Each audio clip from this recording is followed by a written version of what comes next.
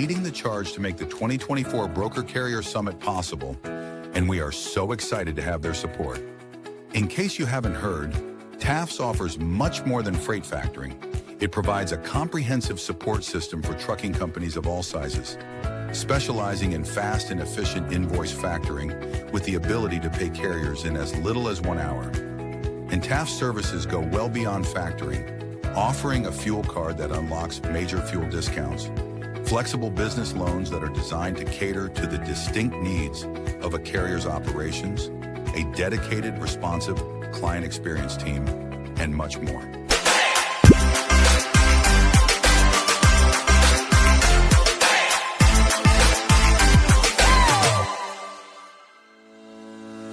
Blackbox Logistics is a 3PL freight brokerage based out of Birmingham, Alabama. Blackbox Logistics was formed in 2020 by 3 friends, Logan, Dyer, William Graves, and Will Hopkins, in a basement office with the goal of bringing transparency around the clock communication and hassle-free customer experience to the table.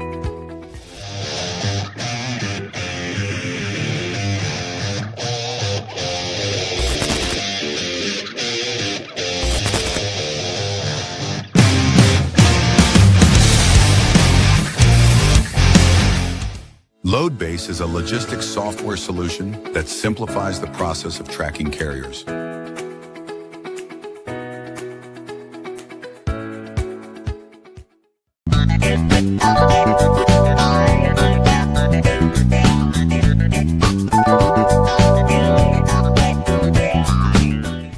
Multi-service fuel card, the industry's first fuel card, was created by an over-the-road truck driver in 1978 to offer a safe, simple, and cost-effective way to handle fuel and trucking expenses. Initially, it addressed safety concerns of carrying cash on the road. Today, it combats advanced fraud with best-in-class technical and personal support.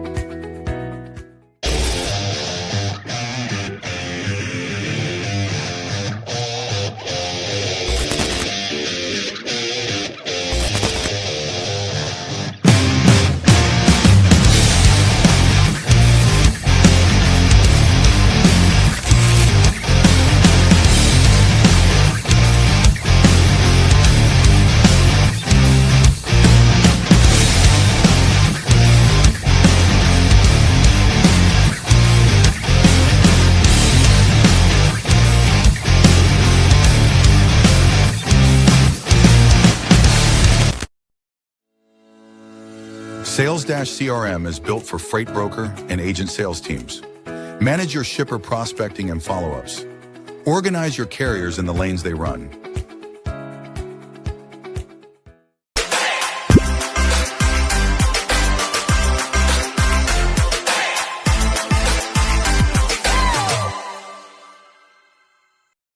HD Ships is a leading logistics provider specializing in sustainable and tech-driven freight solutions.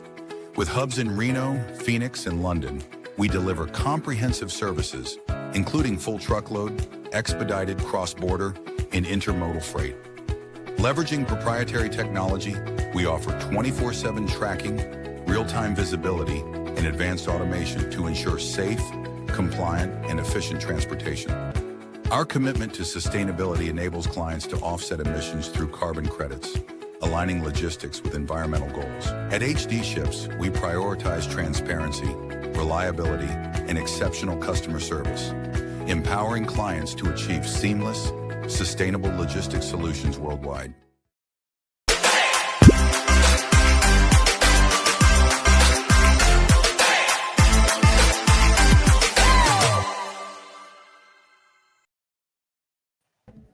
What's happening? Happy Friday. Yeah, happy Friday. It's good to see you back in Minnesota after all your travels there. Yeah, I know. It's a little weird, man. I've been doing shows from Columbia, and then I was in Miami last week from a hotel, and now back in Minnesota. Unfortunately, my sister decided to get married in January in Minnesota, so wedding's tomorrow. Oh, wow. Well, any upcoming travel plans? Are you going to stay put? Back to Columbia sometime this spring, to be determined. To be determined. Yeah, you might as well become a citizen over there. I can only spend 180 days there, I think, with my passport. So I got to plan it well. But yeah, no, it's good to be back in Minnesota. I will say traveling, I think, apologize for the cold, but got a little bit of a cold with all this traveling. But it'll be fun show today, man. Yeah, man, I'm looking forward to it. Yeah, long time coming. We've got a lot to learn from this guy. He heads up the sales at Blackbox of training. A really good friend of mine. I've learned a lot from him. But before we get into it, let's touch on our sponsors. Yeah, let's do it. Multi-service fuel card, been around since before Will and I were born. I think they're the longest fuel card out there, right? I'm pretty sure. To my knowledge, yeah, they've been around for forever. Yeah, and a popular guest, Jamie Anderson, sings their graces all the time. He's a proud user of multi-service fuel card. Just a heads up for our audience, by the way, we are going to be having a monthly segment with Jamie and John. Once a month, we're going to have them on since it seems to be a popular duo. Shout out Blackbox Logistics, HD Ships, obviously Will's company, HD, where I recruit agents for. If you're curious to learn about the agency option, love to talk to you. Load Base, our dog of the week, Stan. And the man. Been around since, I don't know how long they've been around, but a couple of years. Stan was in dispatch before. Got a great tracking product, loadbase.com. Definitely, if you're looking for tracking, give them a demo, check them out. Very honest, down-to-earth people. Yeah, 100%. We got Sales Dash CRM. It's a freight-centric CRM. Blackbox uses it. We love it. It's very intuitive, easy to use. It comes pre-built out. I can't say enough good things about them. And shout out Josh Lyles. He was recently a co-host for a month. Great guy and an even better company. Yeah, it was fun. I missed you, but it was fun having him on for a month too. He had it was good. Yeah, Josh also releases a lot of his own sales content associated with Sales Dash, but a lot of good tips in there. If you guys are ever looking for some inspiration or some education, it'd be good to give him a look up. He's on TikTok, YouTube, LinkedIn. Give him a look. We've got our banner. Josh is on TikTok. Yeah, one of our guys in our Slack channel said if you guys are ever looking for like sales tips or something, y'all should search this guy, Josh Lyles, on TikTok. I screenshot and sent it to him. I was like, actually told him, I was like, that's our CRM guy. That's the founder of that company. And we've got our banner sponsor TAFs, who recently renewed for another 6 months. Great guys over there, Missouri. They're also another company that really prides themselves on education. So if you ever have any questions about factoring, how it works, what they can do for you, go to their website. They've got step-by-steps, just tons of content out there. And at the very least, you can learn something about Rob and Ryan are great. Whole team over there at TAFs. Yeah. All right. So yeah, we're Blackbox heavy today. We've got my partner Logan coming on. So some people may know I posted about, but Logan's actually the one that trained me when I got my first job in logistics, and then we worked together for about 18 months, and then from there we left. We started a dispatching company, and then which inevitably led to Blackbox, and here we are about 5 years later. So without further ado, we'll bring Logan on stage. Let him introduce himself. Logan, how are you? Hey, Logan. What's up, Dawgs? What's up? How are you doing? I'm pretty good. How are you guys? Happy Friday. Happy Friday. Yeah, thanks for joining us. It's good to finally have you on. We've talked about asking you to come on for quite some time now. I mean, obviously, I know personally that you have tons of knowledge and experience to share with everybody, so we're pumped to get into it. Yeah, thank you guys for having me. I'm really looking forward to it. Cool. So do you remember the first day you met Will back in brokerage? He was just talking about how you were the one who trained him. You remember the first time meeting Will? Yeah, I do. I had actually met Will before that at a buddy's house, and he was talking about Fortnite and had he was wearing like a bandana on his head.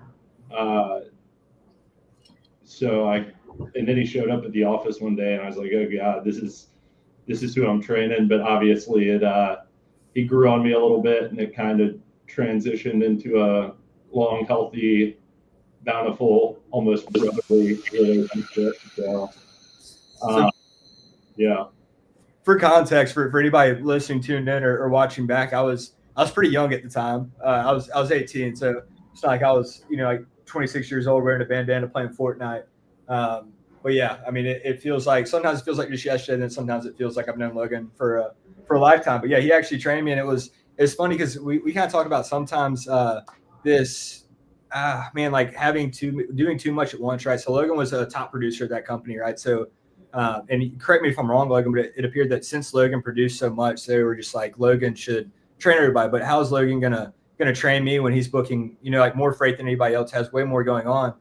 So like I went in for the job interview. You call it an interview. Really, I just went over there because I had some friends, right? And I was talking to the owner and the GM, and I didn't know what a freight brokerage was. I thought it had something to do with finance. I was completely ignorant to transportation, how everything worked. And then about halfway through, I was like, oh, like they're like talking about this job. And they're like, you want to give it a shot? I had no idea what I wanted to do with my life. I was young, didn't have any formal education. And like I looked around and I liked the people that worked there. So like, yeah, like I'll give it a shot. And then like day 2, they're like, all right, go talk to Logan. And Logan handed me like this huge binder. And he's like, all right, like read through this, read through it. He's like taking calls, this and that. And I get through, he's like, any questions? Like, yeah, quite a few. Then he takes another call. He's like, all right, go make calls. But Logan did help me throughout the process. But the first day was a lot. So they're just like, man, just go figure it out. And then I got a load. There's no classroom training. You were just kind of like thrown to the wolves. But now Logan heads up our training and does a fantastic job. And it's extremely hands-on. But for me, he threw me to the wolves. So, but yeah, you also have some you have to retain some staying power here, and I'll be lucky to ever get on again. But that's not entirely how it went. I ran him through some equipment types, had to take a call. Then I threw him the binder, and then I said, "Welcome to the shit show. Get used to it." Called me a name. And he picked it up, and he picked it up from there. So he's got to be a little more filtered with it, but that's kind of how it went. But he picked up quickly, and obviously hit the ground running fast. But yeah, it was definitely fun to watch him develop and grow. Yeah, and it's just kind of been history since. Do you have anything to do with him not doing reefer ever again? Do you remember his reefer crazy story?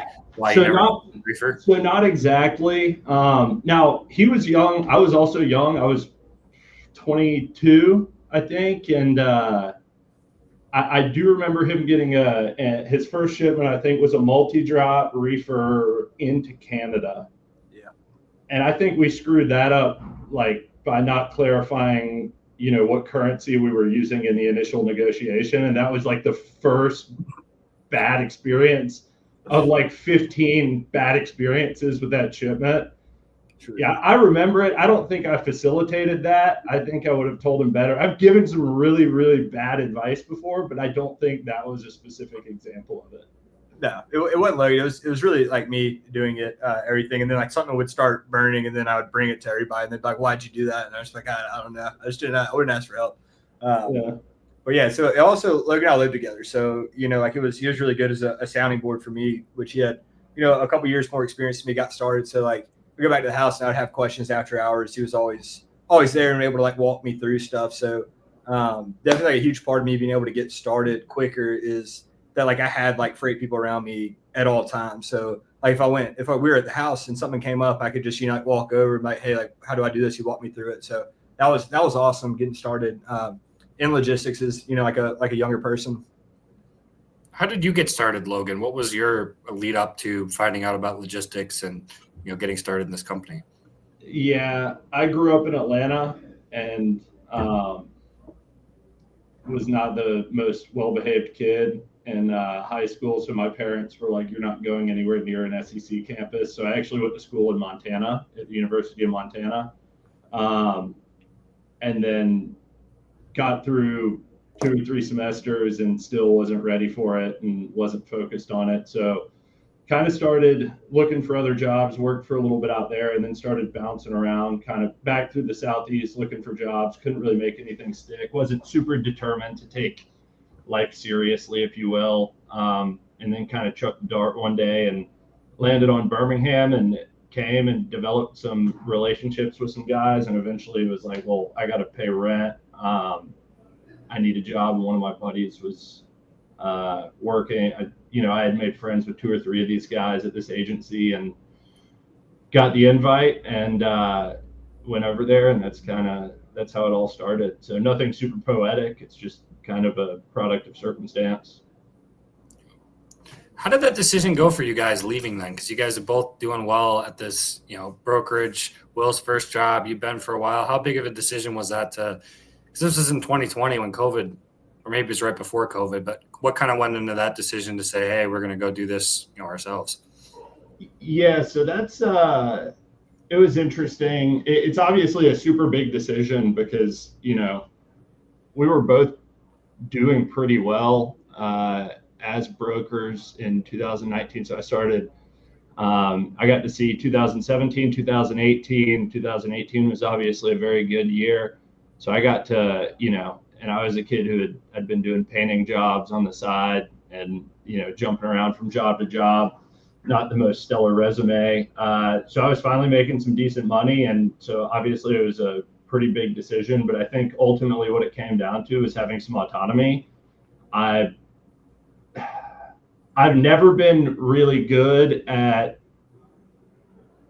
working for others as good as I am at working with others. And I think what ultimately drove the decision is I was at a point where that combined with kind of a developed work ethic and habit and routine. And I think the combination of not necessarily wanting to work for somebody as well as feeling like I had harnessed enough life skills to take on the responsibility of maybe working for myself or with a couple of partners ultimately drove the decision. But the intention was never to scale to the extent that we were. I think we would have been fine initially brokering our own freight and then playing Apex Legends and like eating cheeseburgers in the house that we were living in and working out of. So I hope that answers the question. Because you guys started in the basement. It was you three in a house in 2020 during COVID. Like how was that time? It was fun. So we started doing the whole third-party dispatching service thing. I have been a painter before. I have had some really awful sales jobs before. I've worked in bistros. They were all better than third-party dispatching. That is not for me. I went from I don't really want to work for anybody to like working for like 45 people plus working as a liaison between those people and shippers and brokers. So I really had 90 bosses, and it was kind of a smack in the face. And I, definitely had to swallow some pride. And I mean, to be honest, like that was pretty miserable. But you learn a lot. You learn a lot about resilience. You learn a lot about how to deal with other individuals. So it was good. But then once we got into brokering and we could do some sales, I kind of felt like I was back in my arena. But yeah, and it was a bad market too, right? It's COVID, yeah. Calls from carriers who have no CDL, 20-foot hot shots, and not knocking anybody's hustle at 5:45 in the morning. You're telling me that you're going to need $3.20 a mile today. It's like, dude, I hate to tell you this, but 70% of the businesses in the country aren't working right now. And like, I also hate to tell you, but fabricated steel isn't what they call them, like a necessary industry. Yeah, an essential business. Like nobody wants ornamental steel. The government's just not buying that one. So also your authority's like 2 weeks old. So like everybody has these authority time requirements. So like out of the like 100 loads that like you could have access to, like you can only book like 15 of them. It was a shit show. Yeah. For context, you guys were doing this. You're non-compete, right? That's why you guys got into dispatching, right? Yeah. It wasn't like a choice, like, hey, I really want to open up a dispatching company because you guys were like super passionate about this. It's like, what else are we gonna do for a year? So like Logan's talking about, like he's like painting houses and all of this. Like I work for moving companies. We didn't really have like, not that we're incompetent, we didn't have like a lot of like good like skills to like go apply for like cool jobs for like a year. So it's like, am I gonna go work at like Walgreens for a year? Or are we gonna do something to stay in touch with the industry, advance our skills, like learn something that's kind of like complementary to the brokerage? So it's a really good segue and man, it wasn't an original idea. We have a friend who did the same thing and kind of gave us the blueprints for how to do it. And again, we're living in that house. So it's like, we're just like, yeah, we'll buy time for a year, do this, see what comes of it. So I mean, good and bad, pros and cons. I'd reiterate what Logan said, like you learn a lot through it, or, like I learned a lot through it. So, but yeah, like we like the brokerage a lot more, obviously. We're not dispatching. I will say though, that completely and totally like reinvented my perspective and like the respect that I have for carriers and drivers. Truly, it is rough getting out there and, being on the road and having to negotiate. And to be honest, like you got a broker who's barking orders, who's getting barked orders at by a shipper, and you're kind of catching the brunt end of all of them. So it is, it definitely recalibrated my view and kind of the relationships that we aim now to build with carriers. So that was a good learning experience for sure. How was it coming back then after a year of not working with these customers when you guys had decent books? I mean, when it came time where you guys could broker again, was it difficult getting those customers back? Did many of them come, as many as you thought, or how was it when that time was up about, reaching back out to these old customers? Yeah. So actually we only retained about 10% of our customers after the contract was up. You leave and you're positive that people are going to stay and wait. That's just not how the world works. But it's kind of a blessing how much I hated dispatching, because I was pretty motivated to get on the phone and start converting some customers, anything, so we didn't have to dispatch to pay the bills. Yeah, so I'll say this. When we left, we had pretty big books, right? And we were under like the notion that they would be there like waiting for us. And we had like the date, like circled on the calendar, and there was time like call the phones. That just like wasn't reality, right? And that was kind of like a gut punch. You got to get into gear and get some new accounts, which I continued dispatching while they started the brokering. But yeah, I mean they were able to land new accounts, but it wasn't how we imagined it when we left, because we were kind of, I don't want to say banking, but we were expecting to have those accounts. And over time, we were able to get more than 10%, but immediately it was kind of, I don't know, I would say, it was surprising. But yeah, we only got like 10% at first. So you guys just basically were starting from scratch, the brokerage from the house, full on sales mode, 2020 after the non-compete came up. Yeah. And I remember we were early 2020 sitting in the back room at the house and looking at the news, and we were like, do you think COVID's ever going to make it here? Well, 3 days later, they're like, we had like incorporated the dispatching company, and they were like, it's in Seattle. And we were like, oh shit, okay, here we go. So, it was definitely concerning at the time, but it wound up being the best swing in the history of freight. So, yeah. Yeah, it's funny how that works, right? Like it happens. It's like, it's like awful, but then it actually turned out to be a really good thing. Also met a lot of characters dispatching. Man, we onboarded this one guy who we didn't know at the time. He's Matt, you had posted about an Alaskan trucker. We actually dispatched a guy that was out of Homer, Alaska. We booked him on a couple loads. He ended up ghosting us, not paying us. We're like, something's off with this guy. Gave him a quick Google, and it turns out that he had been, and I'm not gonna like name drop him, but he's like very visible online on the, like the internet. You gave him a Google, but he'd been arrested for driving from like Florida to Alaska, or maybe it was the reverse, like Washington to Florida from Alaska.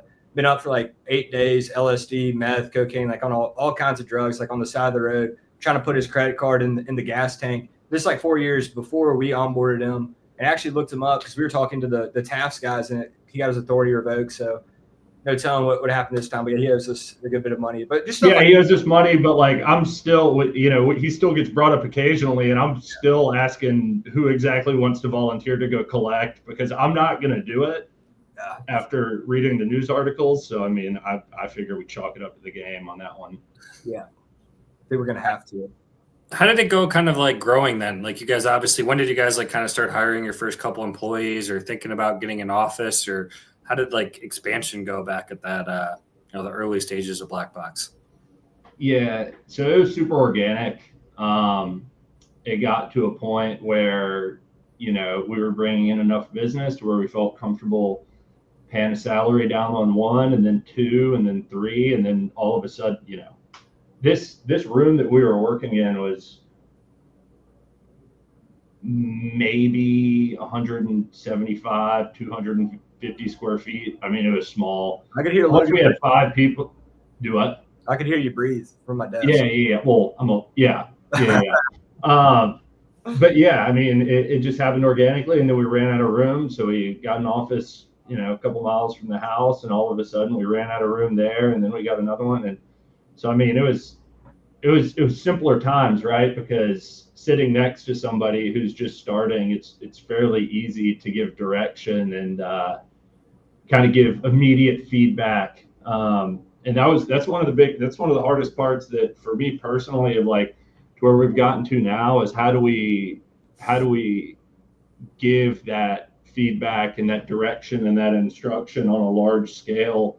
And to be honest, you are going to lose some of that. You're going to lose some of the personal touch. You're going to lose me sitting next to a brand new rep. You're going to lose Hopkins sitting next to a brand new rep and saying, hey, this is why that call sounded terrible. This is what you did right there. So you lose that. But those were simpler times. And like, I think that contributed a lot to our growth, is that the smaller the space, it seems like the faster people evolve and pick up. But so with scaling size, you also have to scale training and learning and knowledge.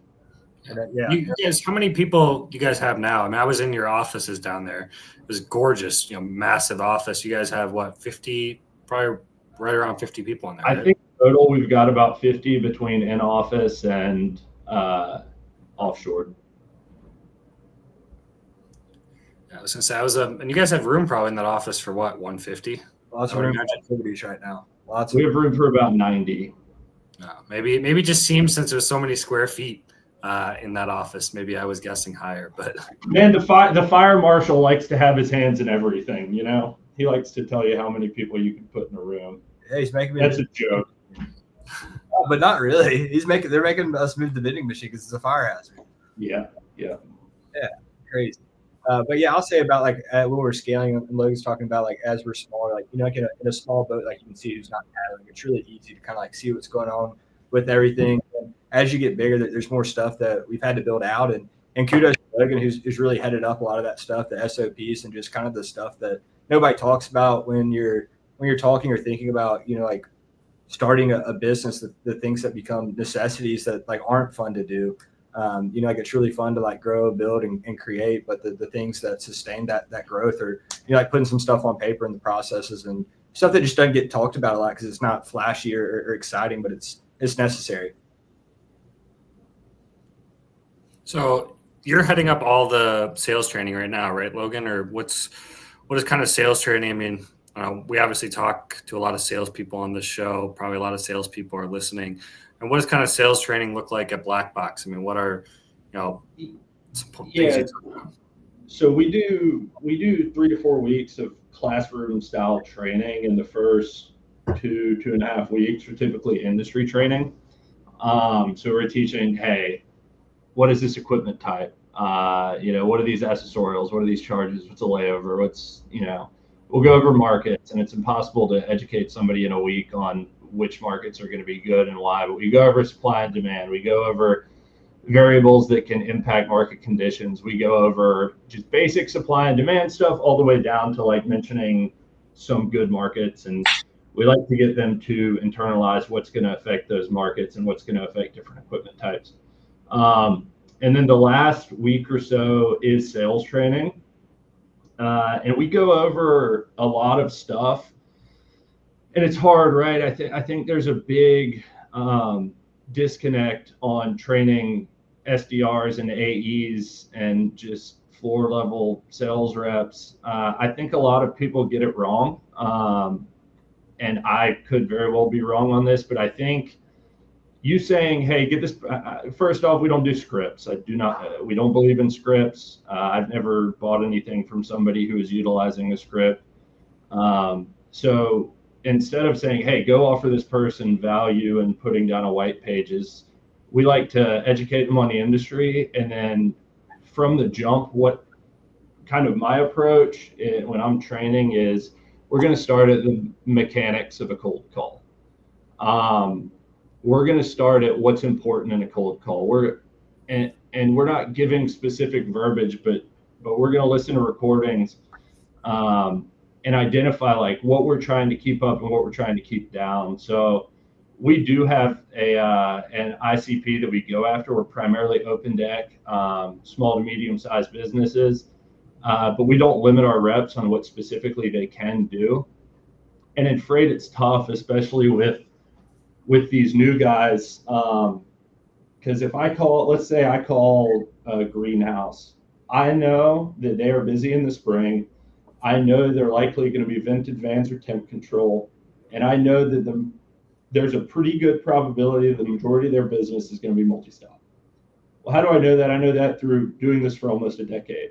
But you can't expect a new rep who was in, accounting 300 last month to really internalize that. So I'm a firm believer, especially in the small to medium sized space, that if you are framing questions correctly and you are using the correct verbiage, that we're selling a service, right? And we can make a pretty educated guess on what a shipper wants to buy based on a few variables.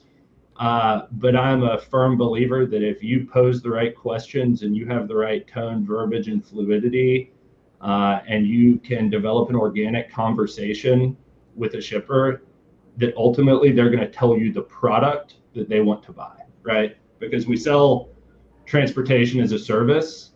But really what we're trying to get to is, what product does this person want to buy? When I say product, what I mean is, what kind of equipment does this person want to buy? Where do they want it to pick up? Where do they want it to go? What day do they want it there? What accessorials do they want on top of it, and for what rate? So we kind of teach this like pyramid down, this drill down on specifics in the SMB space, to posing the right questions framed the correct way, to get shippers essentially to tell us what they want to buy. And there's a lot that goes into it, but that's kind of where it starts. I hope that partially answers the question. Yeah, no, definitely. So you'd say you're targeting more SMB business in that regard than enterprise. Mm-hmm. Yeah, we are. That's just what we've had success with. And to be honest, there's bias in all of the training, and that's kind of the funny part about writing the manual, right? Is there's some bias that I have to say, hey, I think SMB business is the best because that's what is the most compatible with like my personal style of brokerage. And so I definitely have to watch out for that sometimes, because some people look at Hopkins, for example. We have two completely different styles of brokering, right? His brokerage is high volume, maybe lower margin.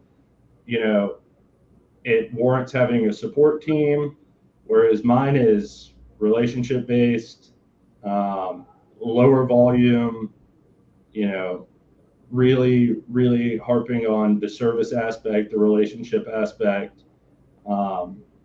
So yeah, I mean,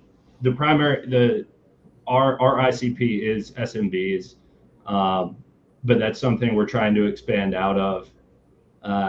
I do think an even split is where a lot of people go wrong. I think you have to have exposure to both. I think you've got to have SMB business, and I think you've got to have enterprise business, because between spot and contract, the capacity is going somewhere. And if you're too saturated in one, market shifts are going to be real nasty. So we kind of try to keep them spread as best as possible, but the training primarily revolves around sales to SMBs. You guys probably, I always joke with Will, you guys probably have some bias towards flatbed as well. I think all the brokers I met there, when I was talking to the new ones, they're all like, I want to go after open deck freight. So I feel like it's probably, what would you guys say, 80-90% open deck freight and dry van freight, 10% reefer. Hey, speaking of sales and sales staff, there's Josh.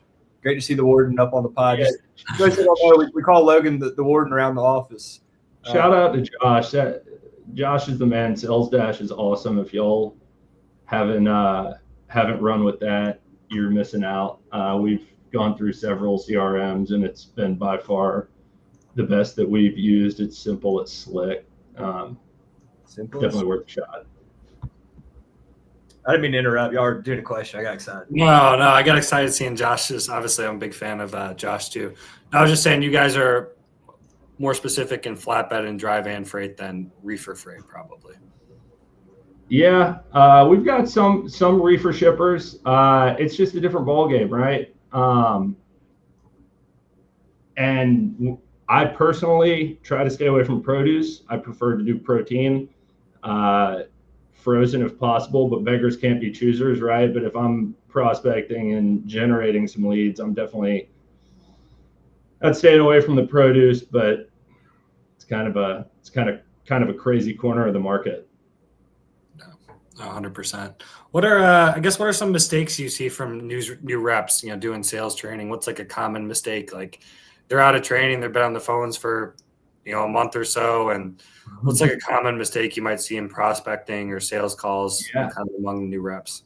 Yeah, thank you so much for asking. Because we see a lot, right? And a lot of them are common, but at the same time, like a lot of them are very real, and it's not an individual problem. Like, look, if you're making 80 phone calls a day for 90 days, you're going to get tired. The main thing that I think is attentiveness, awareness, and like thinking, right?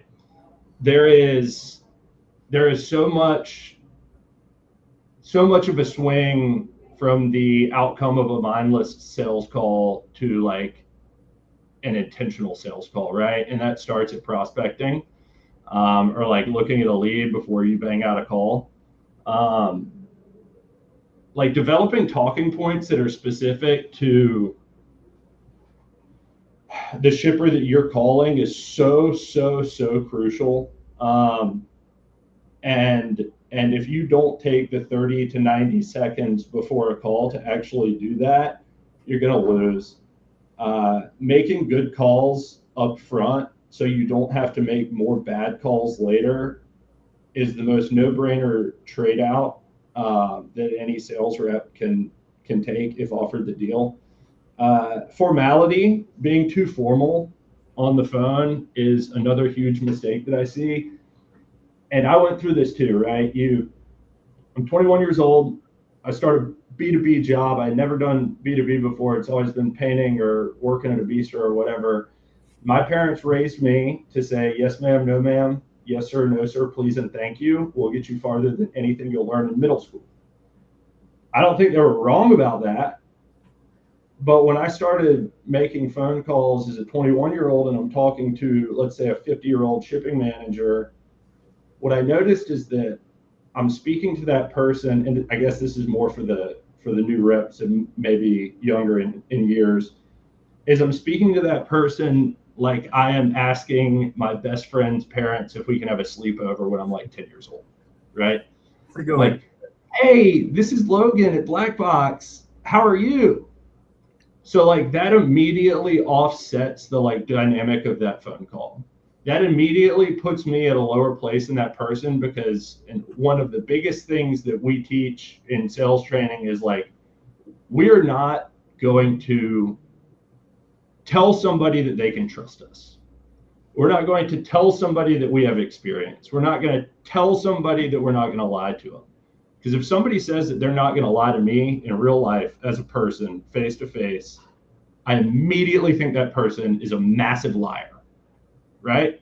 Or if somebody says, you can trust me, a huge red flag goes up and I cannot trust that person. So what we stress is like insinuating stuff through context. Like it's not necessarily about what you say, it is about how you say it.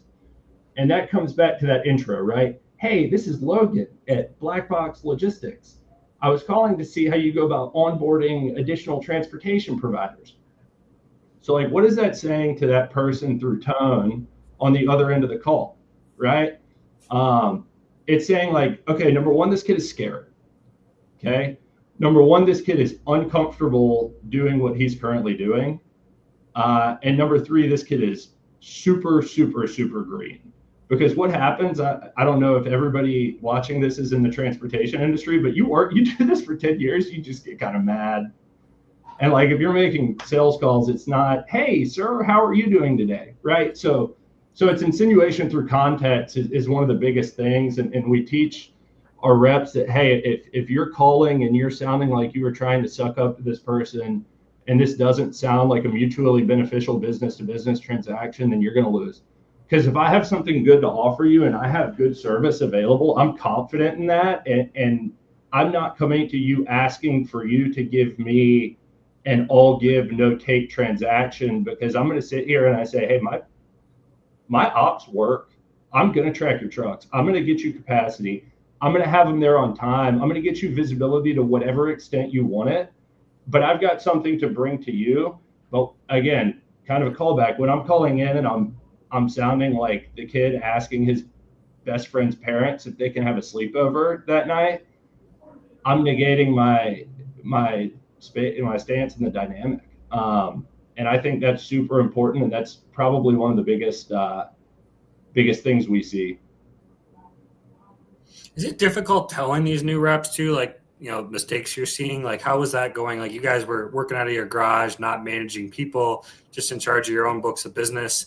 And now you're, the boss, and trying to teach these new reps. I mean, how is that? Like, having to, fire your first employee, having to, tell them, hey, this isn't working on a sales call. How was that transition, or how is it now? So I'm gonna attack the telling them it's not working on a sales call thing. Yeah, I'm gonna go with that conversation instead of the terminating conversation, because that's definitely never fun for anybody. So yeah, it's a great question, right? And it's hard because I think people learn not off of, hey, you're doing this wrong. Because if I tell them there's a problem and I don't give them a solution, I'm not doing my job. And this is going to sound silly, but I learn with pictures. If you want me to read a book, I hope there's pictures in it. That's not true.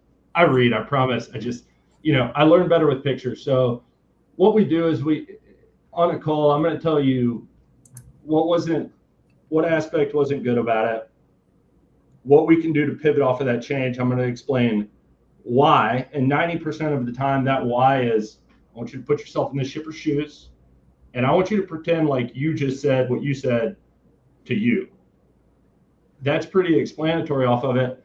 But I'll put it in pictures, right? I'm going to draw. Share. Yeah, I'm going to draw. I'm going to share my screen real quick. So he's much better at sales than he is drawing. Seen some outlandish things drawn on whiteboards. Yeah, but technology's really come through. Can you guys see that or no? Yeah, I got to put it on the screen. All right. Yeah, so this is just an example. So if I get a rep and they're like, hey, how do you go about if they're calling a steel shipper in Sylacauga, Alabama, who is a small to medium-sized business, and there's just, a ton of evidence on the internet that they're moving freight and outsourcing, and they call and they say, well, how do you handle your transportation? Well, okay. I listen to that and I say, hey, here's what we're doing here. When you call into this prospect, you have an educated guess right here about what they want. So what is my educated guess about this shipper? I'm going to say, I think they need flats and steps, tarp, Alabama capacity, informal approach. And if anybody's listening on Spotify or Apple at a later time, he's basically got a triangle turned upside down. So it's going from very wide to pretty thin here. And he's kind of working through from top to bottom. So that first description's going on the top line. Right. So if I have a rep and they call in and they say, hey, I was trying to figure out, how you go about handling your transportation. Well, this goes back to the thinking thing, right? If you take 30 to 60 seconds to prospect before a cold call, you're going to say, okay, well, what commodity are they moving? I can pretty well deduce the equipment type from that. What markets are they in? How many locations do they have? Well, I can pretty well deduce where I need to sell my capacity at. I look at the company size and I say, hey, this needs to be my approach on this. This might be the job title I'm asking for. So my approach there is going to be way different than if I'm calling a dry, high volume, 15 distribution center network, 3,000 RFQ per quarter lane, 3,000 lane per quarter RFQ. So that first step is getting here, right? And then I believe that in freight, the sales cycle goes down here. And I mentioned earlier, that I think if you pose the right questions and ask the right things, that shippers are ultimately going to tell you what they want to buy. Because how do you get a quote with SMBs? And a lot of people will probably disagree with this, but the way we train reps is if you've gotten enough information about a specific shipment to build that shipment minus a PO number, you've essentially got a load so long as your price is right and you've got capacity for it. So let's say I call this shipper and I say, hey, I've got some flatbed capacity. We deliver to X plant that's 4 miles away from you in Sylacauga. Tell me about your shipping operations. Where do you ship? What do you ship? How do you ship? What calls for it? Right? They're going to say, well, yeah, we ship into Texas, flats, no tarp, hot shot. Right? Cool. Let's say they get off of that call and that's all the information they're going to give me. Well, that's great because I'm building that into my pitch. So on the next call, what I'm calling it in and I'm saying, hey, I've got 2 48-foot flats in Moody, which is right by Sylacauga, next week. Okay, with Texas. Right. So I'm slowly What's your objection to that? I just have to ask this. So some people say, that shippers hate, saying you have trucks, everywhere in that area. Ones that they like respond back, well, all my brokers currently have trucks in that area too. Just playing devil's advocate here a little. Yeah. So typically I'm not. So that's a good question because when we train on sales, and I know I'm backtracking a little bit here. And I think one of the most important things is to listen, right? So when we train on sales calls, we say the first thing you need to say is, hey, this is Logan at Blackbox, how are you? Or hey, how are you? Or good afternoon, how are you? So I can prospect all day up here, right? And it matters, building like a hypothesized guess on the equipment type. But when I say how are you, I do care about how that prospect is doing, but more than anything else, that how are you is for me to listen, gauge, and determine how I'm going to execute the remainder of that cold call. So if I say, how are you to you, Matt, or if you call me and you say, hey, this is Matt with HD, how are you? And I say, good. What does that tell you? It's going to be a tough call. Right, but that's worth noting, right? Because at that point, I've still got all of this information up here. And what it's giving me is the ability to execute this information behind a filter of matching tone, fluidity, and verbiage. So if I call you and I say, hey, how are you? And you say, good. I immediately can deduce a few things. Number one, you don't want to be talking to me. Number two, you're probably busy. Number three, you get a lot of these calls. Okay, and that's great because what happens there is a lot of people are going to say, this person doesn't want to be talking to me. I'm going to freak out and I'm going to say, I'm sorry. I know you get a lot of these calls, which is an awful thing to do on a sales call. Or even worse, some people aren't going to listen at all and they're going to ignore it. And somebody's going to say, good. And they're going to say, great. I was wondering how you go about onboarding your transportation providers. I mean, it happens all the time, right? It's terrible. But what I get when I ask how are you is I not only get like a response, but I get a second to like totally wrap my approach in a film to match how they're doing. And I think that's super disarming to a lot of people. And I'm not saying when the guy says good, you just turn around and be an asshole to them, right? Because that's not how it goes. But if you're matching that and you're saying, hey, you don't have to tell me you don't want to talk to me for me to understand that you don't want to talk to me. So the remainder of this conversation, we're just going to go back and forth like this, and that's fine. So if I hear good, I'm going to say, good to hear. Hey, quick question. I'm Logan with Blackbox. Got trucks down by you. Pretty experienced in the flatbed sector. How do you go about shipping? When do you ship? What do you ship? Where do you ship?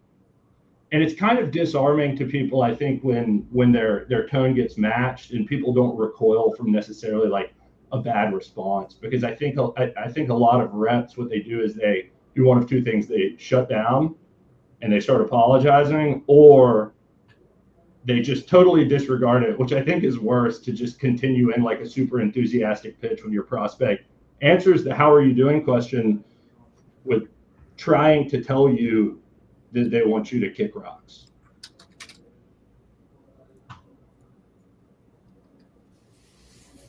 Yeah. That makes sense. So, I mean, from my understanding, like if and when you're like calling somebody with those, which on this triangle, if I'm reading this right, 2 48-foot flats in Moody next week, okay, with Texas. So like you're essentially have already gathered the information that they run flatbeds to Texas. Maybe you have some pre-canvas capacity, and then you're like truly like brokering at that point. You're saying, hey, I have trucks that want to go this way to align with what they most likely have, right? Yeah, exactly. And then next they're going to say, I don't have that, but I have this Dallas for the week after. And so now I've specified down, like, I load a flat or a step, no tar.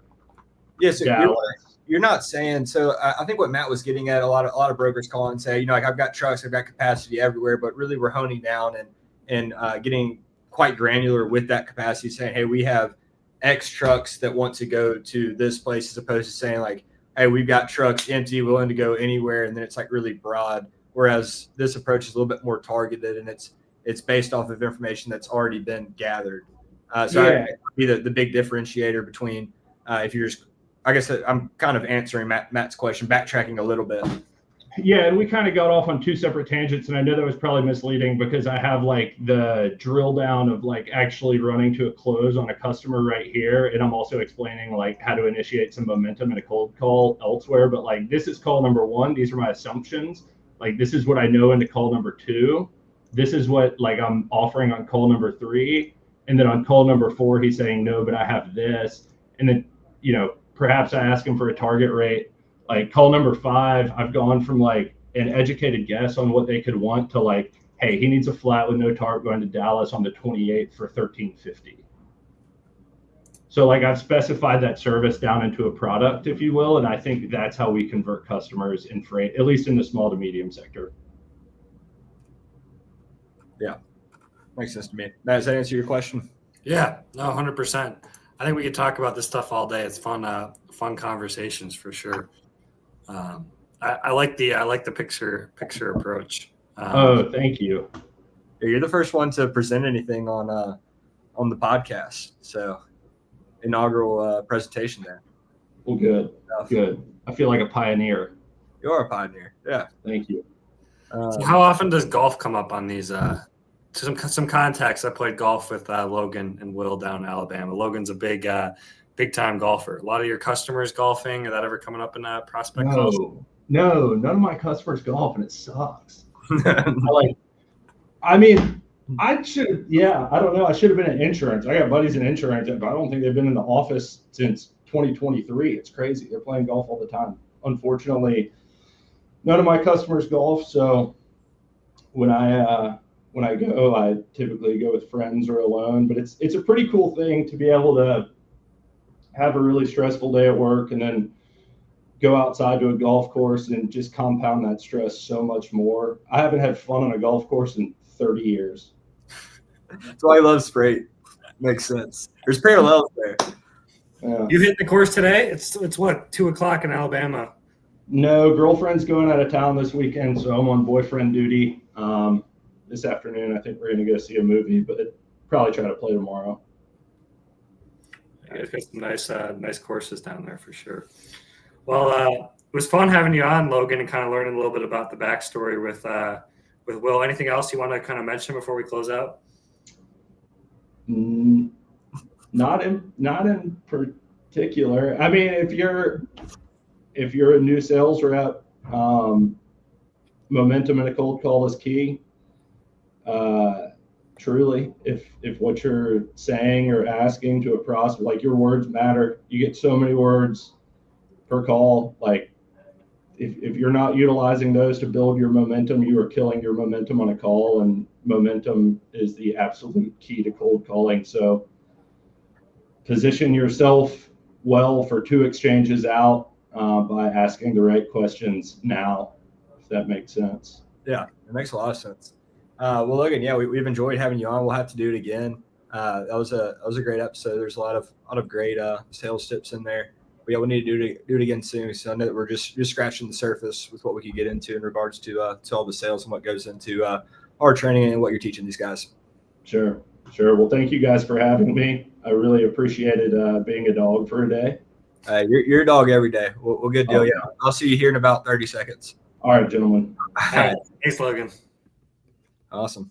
That was fun, man. I feel like we could have talked, like, we should do an episode, bring in like Logan, John, a bunch of like sales reps, just have a discussion about sales techniques, like Josh, maybe like, bring in like, 4 or 5, Will Jenkins, maybe 4 or 5 like heavy hitters, and just like talk about a bunch of different topics, like kind of like a panel, I think would be fun. Yeah, man, I'd love that idea. I think we should definitely get something set up there. I think that, yeah, it'd be fantastic. But yeah, we'll be back next week. We got a fun guest lined up for next Friday already. Shout out Multi-Service Fuel Card, been around since 1978. Hit up Patricia or Jessica. Jamie Anderson, a frequent guest on the show, is a big advocate for them. Haven't met a driver that's disliked their service. Blackbox, obviously we just had Logan on, Will's company, HD Ships, where I recruit agents for if you're looking to be an agent. Love to chat with you. Loadbase, Stan the Man, our dog of the week. Tracking service, loadbase.com. You're looking at tracking, hit up Stan. Sales Dash, we saw Josh in the comments. You heard what Logan had to say about it. We have some agents that use it. Will's company uses it. Big fans. And obviously our banner sponsor, Taft's. Top 10 factoring company. Rob and Ryan are great communication, great rates. Just great people. You're seeing their name a lot everywhere, and they're massive growth, continue to grow. So we're grateful to have them on for another 6 months, and we'll be back next week. Awesome. Well, enjoyed it, Matt, and enjoy your weekend. And everybody stay tuned to the page. We'll have Dog of the Week announcements for the next upcoming show, and we'll be back at it then. Sounds good. Enjoy the warm weather down there. You golfing this weekend? No, I'm going to Florida actually. I'm going to Destin. It's supposed to be raining down there though. What are you doing down there? I've got some family down there. Going to go see them for the weekend. So yeah, but it's supposed to be pouring rain. So we'll see. Should be good though. Taking Abby with you? Yeah. All right. We'll see you guys next week. All right. See you next week.